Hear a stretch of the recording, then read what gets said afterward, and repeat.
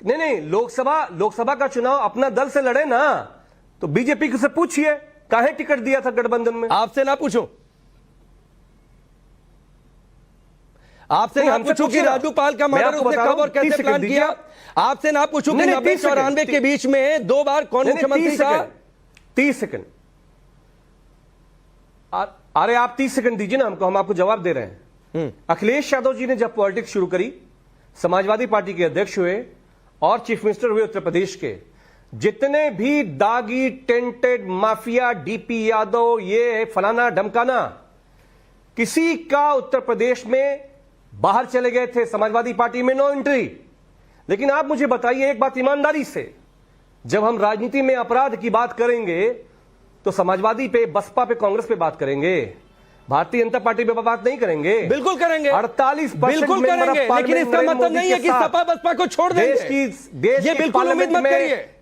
भाजपा से लगातार सवाल कर रहे हैं कि अतीक अहमद खान कैसे हो गया। सीरियस चार्जेस के क्रिमिनल बैठे हुए हैं। ठीक है, अब जवाब ले लेता हूं। मैं कहना है कि अतीक अहमद का चैप्टर क्लोज हो गया है। अब आप ये बताओ, ये जो माफिया हैं मुख्यमंत्री के जाति के, उनका सूची कब जारी करेगी उत्तर प्रदेश की सरकार? आप जाति पर आ गया, यही तो मैं कह रहा हूं। चलिए कौशल जी आ जाइए, कौशल जी आ जाइए। अब सिलसिलेवार तरीके से जो बातें कही है अमीर जमई जी ने, उन बातों का सर जवाब दीजिए। आपकी पार्टी ने भी डायरेक्टली इनडायरेक्टली सपोर्ट कर दिया अतीक अहमद को, उनके लिए साहिब है, आपके लिए क्या है?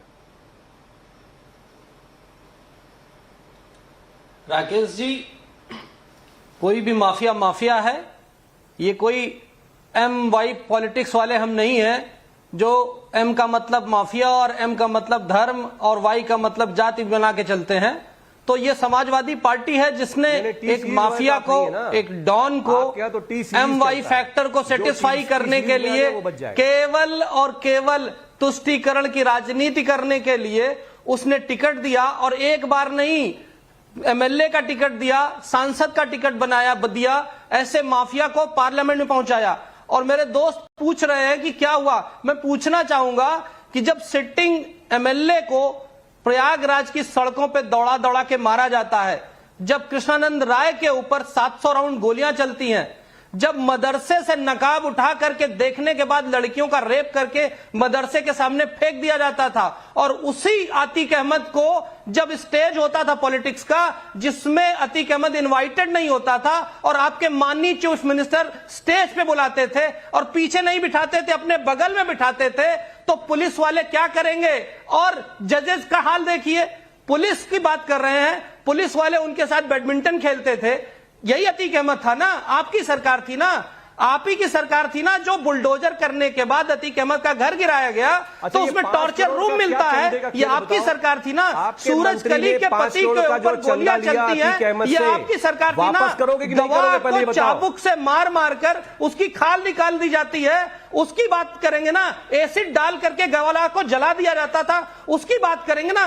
क्या क्या बात करें, कहां तक बात करें? सिटिंग आईएएस ऑफिसर के घर में घुस करके उसकी मां की बेइज्जती करते हैं, उसके बाद भी आईएएस लॉबी जाकर के कुछ नहीं कर पाती। क्यों? क्योंकि चीफ मिनिस्टर का समर्थन रहता है। और उसके बाद आपके नेता कहते हैं अतीक जी, और आप यहां बैठ करके अतीक साहब बोलते हैं। तो इससे ही पता चलता है कि आप तुष्टीकरण की राजनीति में कितना डूबे हुए हैं, कितना उतरे हुए हैं। प्रदेश की जनता देख रही है। आज आप बीजेपी के समर्थन से, बीजेपी जमाने में कहा जाता था ना, उप मुख्यमंत्री के समर्थन से जो आदमी ऑपरेट कर रहा है उसको मैं क्या बोलूं? मैं आपके सम्मान में बोल रहा हूं। मेरी बात याद रखना प्रयागराज वालों, योगी सरकार के रहते कोई दूसरा अतीक अहमद नहीं होगा। इमरान प्रतापगढ़ी का जवाब दे रहा हूं कि मेरी बात याद रखना प्रयागराज वालों, इलाहाबाद वालों नहीं, प्रयागराज वालों, योगी सरकार के रहते कोई दूसरा अतीक अहमद नहीं होगा। ठीक है, मैं अमीर जमीर साहब आपके पास आना चाहता था, लेकिन